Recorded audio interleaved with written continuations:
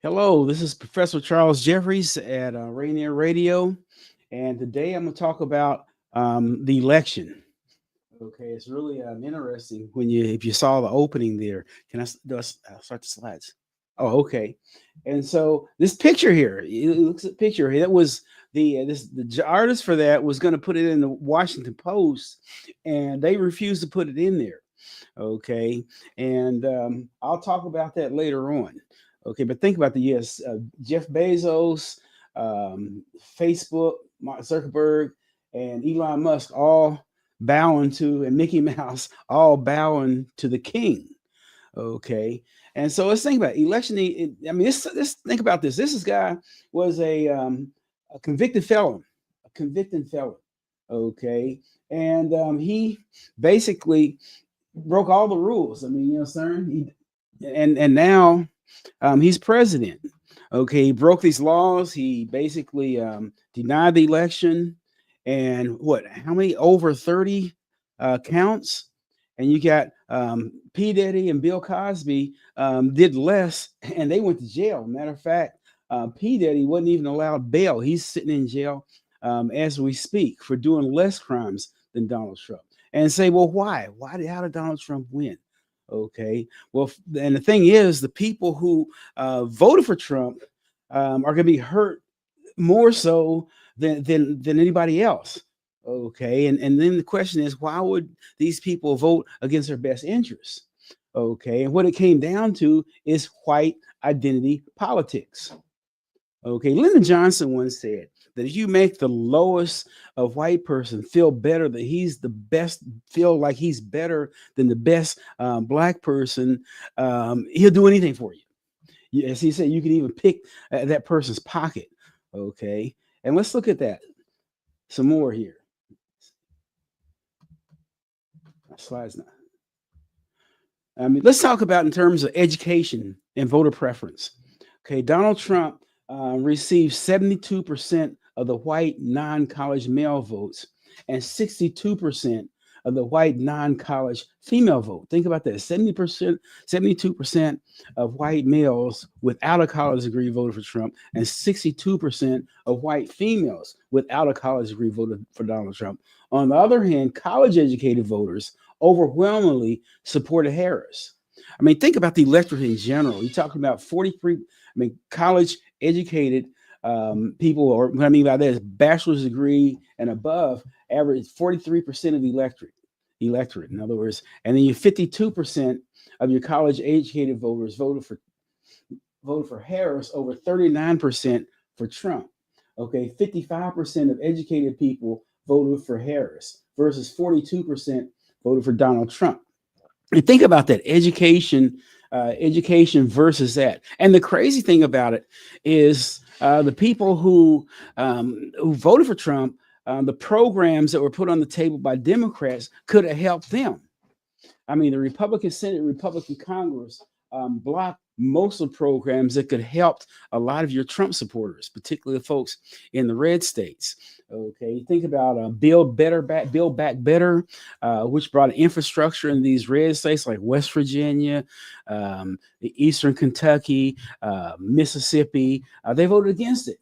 Okay, and Obamacare or ACA, in terms of the number of people in West Virginia and Mississippi and these red states, poverty states, are on Obamacare, and they voted against it, voted for programs, wanted to shut it down, and they still voted for these people. College forgiveness loan plan. Once again, these people in red states who would be better off with the college, and then free community college. The crazy thing about that was Joe Manchin. He sabotaged all those, almost all those bills that could have helped his constituents in West Virginia. I mean, think about ACA, healthcare in terms of the medical insurance. I mean, thanks to the Obamacare / ACA, West Virginians have medical care. Okay, you think about free community college. I mean, think about these impoverished areas in West Virginia, Eastern Kentucky, who could have benefited from free community college and build back better. Same issue. And you have Manchin pretty much sabotage a lot of these programs that could have helped the very people in the state. Okay, and even though people in West Virginia love Joe Manchin, you think about West Virginia in general, in particular, and I'm focusing on West Virginia because it's a solid red state.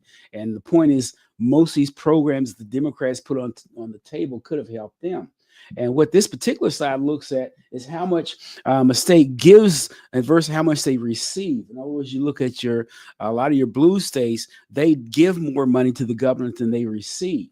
Okay, in other words, your blue states, to a certain extent, are supplementing the majority of your red states. And these red states keep voting against programs that's going to support them. I just threw Donald Byrd up. I mean, not Donald Byrd, Robert Byrd, Senator Robert Byrd, when he was he's Senator of West Virginia. I say the difference between Byrd and Manchin, Byrd brought a lot of money to West Virginia. Yes, he was in the Klan, but what was really interesting, I was at Huntington High when we walked out on him. He spoke at my high school, and all the black students walked out on him. And the amazing thing about after that walkout, Senator Byrd changed his tune. Okay, he started hiring blacks in his office. He started promoting these programs, and he was always in favor of bringing money to West Virginia, where Manchin brought very little, if any, money to West Virginia, and he sabotaged a lot of the programs that could help people in West Virginia. Okay, and let's talk about that. Trump and your Republicans in general plan to cut Medicaid benefits and welfare, but then you look at West Virginia in particular, you have over 500,000 people in West Virginia who rely on Medicaid. Okay, and then and think about that in terms that it only has 1.8 million people, so almost a fourth of the people in West Virginia rely on Medicaid. And these Republicans in particular are talking about cutting these programs. Okay, so and also West Virginia receives more federal aid than the majority of your blue states. But the thing with cutting Social Security and Medicare is going to hurt people in red states more than it's going to hurt people in blue states. I mean, just the whole idea that in terms of infrastructure, level of education, quality of schools, all that goes from blue versus red states. Blue states usually have a better educational system, better quality access to health care, more jobs and more economic growth than your folks in the red states. A lot of your red states took like Mississippi, West Virginia, rural Alabama. They're almost like third world countries. Okay, and yet these people voted for an individual who's going to take these programs away. Affordable Care Act, sometimes referred to as Obamacare. Okay. And you look at over 156,000 people are from West Virginia or on Obamacare. And I would say it's probably more than that, okay, when you stop and think about it, okay? But in terms of voting against these programs, okay, voting against programs that help them, 97% of West Virginians who applied for ACA last year got it, okay? I mean, and you think about this, these people are relying on the health care and they vote for individuals who are talking about taking these away. Okay. You think about, and even access to information, that's a really interesting phenomenon. I mean, West Virginia in particular. Okay. 60% of the people in West Virginia, over 60%, report that they don't have access to high-speed internet. 60% of people don't have access, and part of them not because the towers, it's because they simply cannot afford the internet bill. Okay, and this is just a map of showing where access to internet is better versus worse, with the blue saying where they have access to internet, and the red says was not very much access, and white says they don't really have much access, any access at all. But look at the blue; it's just in different spots. Okay, Charleston, around Parkersburg, around Wheeling, Morgantown, and kind of in the Panhandle. But you think about, as far as the majority of the people in West Virginia, their access to information is limited. And so where do they get their information from? Fox News. Okay. I mean, think about Mississippi. Let's talk about Mississippi. In other words, that's ranked as the second most state where that's hurting financially. I mean, I said that West Virginia's the worst. Mississippi's the second worst. Okay. And talking about poverty rates, look at states that have poverty rates. Louisiana, 18% poverty rate. Mississippi, 23% poverty rate. Okay. Virginia, 16% poverty rate. And Kentucky, 16, but in terms of West Virginia, my bad, has 16% poverty rate. Now, all these states except New Mexico are red states. So think about that. The states who are the highest poverty rates are voting for individuals who are keeping them poor. Okay, that's what's really interesting about it. Okay, we're talking about the top welfare states. Okay, all of those states voted for Trump. Alabama, you think about 1.9 million people, poor people. Okay, over 47% of the electorate. You think about that, poor people, and they're voting for individuals. California, everybody say, well, California also gets a lot of welfare. But however, California, most money from the government, but also they produce most, and they're less reliant on federal funds than the majority of red states. Okay, whereas blue states don't rely on. Let's break down some counties in West Virginia or Kentucky, where it's even more interesting. We talk about 16% poverty in West Virginia. Well, you talk to Wolfe County, Kentucky, it's 36% of the people living below the poverty line. Over a third of the people in Wolfe County, Kentucky, live below the poverty line. And in McGuffin County, Kentucky, over 50% of the people in McGuffin County live below the poverty line. You're talking about Southern Ohio. The unemployment rate in Scioto County, Ohio, is 4%, which is the healthy. In other words, according to economists, 4% is supposed to healthiest, kind of an ideal rate for unemployment. But even though the 4%, they're Scioto County, particular portion in particular, even though they have a 4% unemployment rate, which is good, 23% of the people living there live below the poverty line. 23%, almost 1 out of every 4 people in Scioto County live below the poverty. In other words, back to West Virginia. So West Virginia, the state, has 16% poverty rate, and we're talking about Scioto County has 23% poverty rate. And so we're talking about working poor people who these programs, Build Back Better, ACA, Medicare, Social Security, all these counties where you people are dependent on and could use that information, and they voted against it.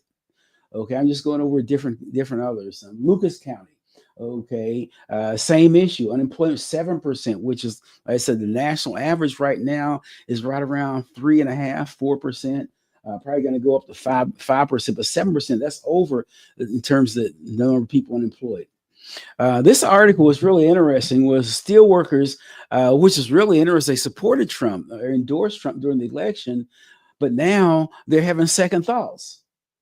They had a particular local union in Pittsburgh. They're upset with Trump now because he refused to support them when it came to making that merger with Japan. Of course, Biden did too towards the end, but they thought he was going to do something for them. Now they feel disappointed. A lot of people feel disappointed. I've talked to a lot of people who thought it was going to do that. And you're talking about Arab residents. Okay, we're going to punish Kamala Harris because she's not saying much for the Palestinians, and they didn't let that Palestinian come on and speak. So we're going to either not vote, okay, or support Trump. But now they're crying. Now the people in the Arab community are crying, oh, please, do something to prevent these Republicans. Well, you voted for them. Okay. I mean, so you punish Harris, but in a way you hurt yourself. And Dearborn County is in Michigan. Okay. And so now they're disappointed.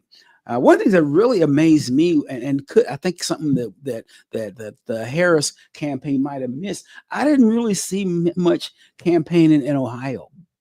Okay, maybe they felt that that Ohio wasn't worth their time. But I think about, in terms of, you have 1.4 million African Americans. You talk about African Americans who are mixed with biracial, then you talk of 1.8 million people are African American. I mean, I don't understand. They could have gone to East Palestine, Ohio, and those counties where that natural disaster was, okay, and campaign there. I don't see why they couldn't do that. I mean, all they had to do is go there saying, hey, your situation here is because Trump rolled back the inspections and the rules and regulations which allowed that disaster to happen in your town.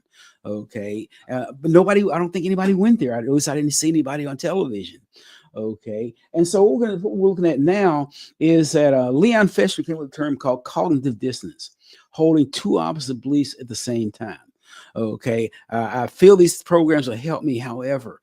Okay. And we're going to talk cognitive dissonance in a minute. But first, I want to talk about in terms of, I'm going to share this video with you. It's called Stupidity is Worse Than Malice. In other words, what the author of this video is saying is that stupid people are more dangerous. Stupid people are more dangerous than mean people. Can you show it now? In the darkest chapter of German history, during a time when incited mobs threw stones into the windows of innocent shop owners and women and children were cruelly humiliated in the open, Dietrich Bonhoeffer, a young pastor, began to speak publicly against the atrocities that the regime had produced. After years of trying to change people's minds, Dietrich Bonhoeffer came home one evening and his own father had to tell him that two men were waiting in his room to take him away. In prison, Bonhoeffer began to reflect on how his country of poets and thinkers had turned into a collective of cowards, crooks, and criminals. Eventually, he concluded that the root of the problem was not malice, but stupidity.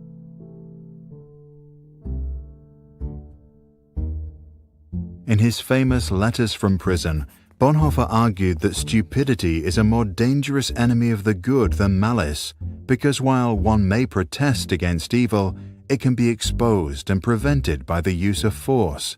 Against stupidity, we are defenseless. Neither protests nor the use of force accomplish anything here. Reasons fall on deaf ears. Facts that contradict a stupid person's prejudgment simply need not be believed, and when they are irrefutable, they are just pushed aside as inconsequential, as incidental. In all this, the stupid person is self-satisfied and, being easily irritated, becomes dangerous by going on the attack. For that reason, greater caution is called for when dealing with a stupid person than with a malicious one. If we want to know how to get the better of stupidity, we must seek to understand its nature. This much is certain: stupidity is, in essence, not an intellectual defect, but a moral one. There are human beings who are remarkably agile intellectually, yet stupid, and others who are intellectually dull, yet anything but stupid. The impression one gains is not so much that stupidity is a congenital defect, but that under certain circumstances, people are made stupid, or rather, they allow this to happen to them. People who live in solitude manifest this defect less frequently than individuals in groups, and so it would seem that stupidity is perhaps less a psychological than a sociological problem.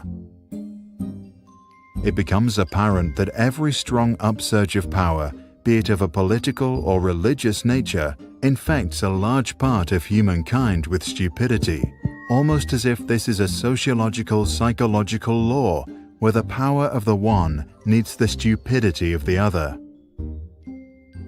The process at work here is not that particular human capacities such as intellect suddenly fail.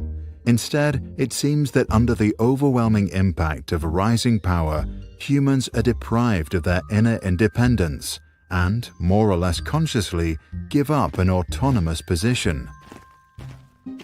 The fact that the stupid person is often stubborn must not blind us from the fact that he is not independent. In conversation with him, one virtually feels that one is dealing not at all with him as a person, but with slogans, catchwords and the like that have taken possession of him. He is under a spell, blinded, misused, and is abused in his very being.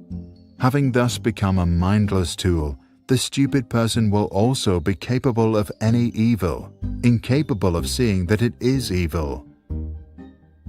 Only an act of liberation, not instruction, can overcome stupidity.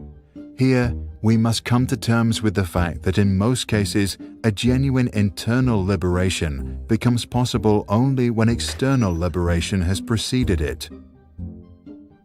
Until then, we must abandon all attempts to convince the stupid person.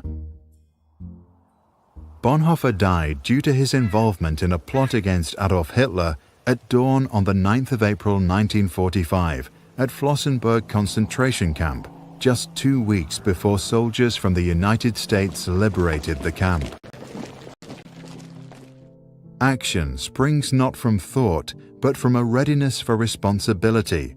The ultimate test of a moral society is the kind of world that it leaves to its children, Bonhoeffer once said. All right. And so that's what we're talking. Stupid people are more dangerous than mean people. Can put the slides back on. Madeleine Albright.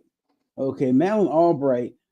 Basically, she wrote this book on fascism. This was, I think it came out a little bit before she died, and I think may have been during the first Trump's administration.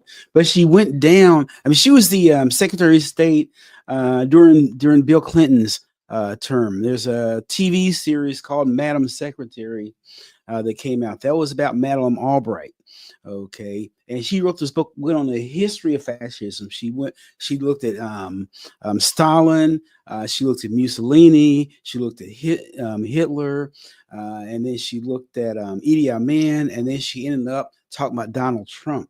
Okay, she looked at how the pattern of fascists take over government. It starts out with a few groups, and they have the groups followed by thugs, and those thugs intimidate people with the voting polls, and basically they take over. Well, yeah, we want a majority, and therefore, and you see the same dynamics happening today, particularly in the South. Okay, when they're trying to take people's voting rights away, you just sit up to where you can't vote, or make it really difficult to vote. For instance, in Texas, where you're talking about the drop boxes, having small, not many, making it difficult for voters to get to these drop boxes, in particular in the cities or in heavy quote minority districts. Okay, whereas so-called minority white districts, they make this voting a lot easier. So you see the whole pattern that Madeleine Albright's talking about. Okay, Darrell Bem. I took a writing class from him when I was at Stanford. Okay, and he basically wrote this book about beliefs, attitudes, and public affairs. And one of the things he talked about in his book is that people who attend church, okay, tend to be more prejudiced than people who don't go to church at all. I'll repeat that. People who go to church on a regular basis tend to be some of the most prejudiced people you'll ever meet. And that brings to the whole idea of this Christian nationalism. Number of Christians who support it. That really, even to this day, it really baffles me how someone can consider themselves to be a Christian, yet vote for someone like Donald Trump. You look at Oklahoma, school district Oklahoma, now they're saying requiring all the schools to post the 10 commandments in all the schools is required. Okay, think about that. And yet they voted for a president who breaks 8 of those commandments pretty much on a regular basis. Okay, but the whole thing about Jesus Christ. Okay, Jesus Christ. Well, Jesus Christ, when you think about Christians in general, at least I was raised a Baptist. Okay, in terms of my understanding of Christianity was that you're supposed to follow the teachings of Jesus Christ. Okay, Jesus Christ talks about loving your neighbor, okay, and doing unto others as you rather have them do to you, and whenever you can, give and help the poor people. And you think about Trump or these so-called Christians nowadays, basically loving your neighbor, okay, is considered woke. Okay, and doing unto others, you'd have others people do unto you, is considered weak. Okay, you think about, and then talk about give to the poor. No, we can't have that. That's communism. Therefore, and we need to figure out ways to punish people who were talking about these teachings of Jesus Christ. Think about that. Giving to the poor, okay, it's wrong, okay, and loving your neighbor is woke. And think about woke in general. Let's talk about the definition of woke, being aware. Okay, and the question is, what is the opposite of woke? Sleep.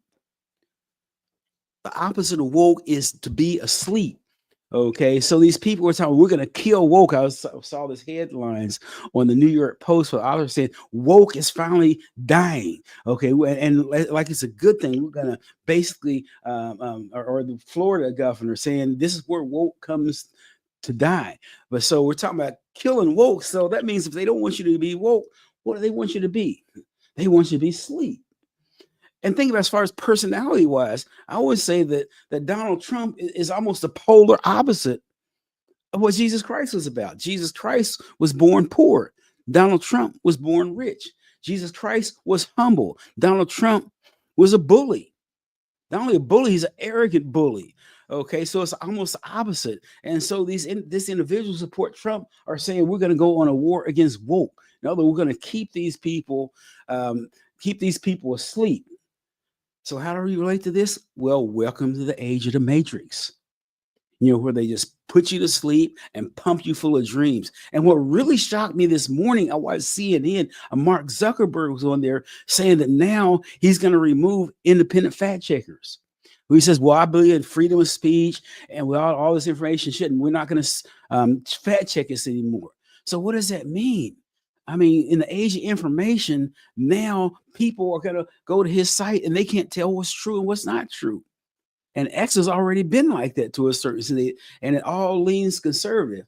And that was the cover of this. It showed Mark Zuckerberg, Elon Musk, and Bezos all bowing to the king, along with Mickey Mouse, which is the Disney corporations. And that's kind of where we are today. So what concerns me right now is we're moving into lies.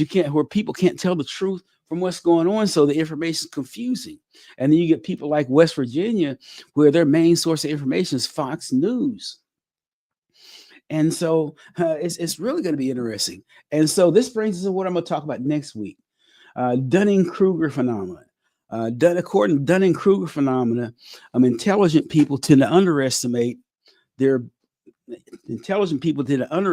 smart they are, and stupid people tend to overestimate how smart they are. In other words, intelligent people tend to underestimate. In other words, intelligent people think they don't know as much as they think. They're intelligent, and they don't realize it. Whereas stupid people, they think they know everything. And so that's where the picture is. So anyway, thank you for the time. And next week, we're going to talk about the Dunning-Kruger effect and Francis Galton's myth.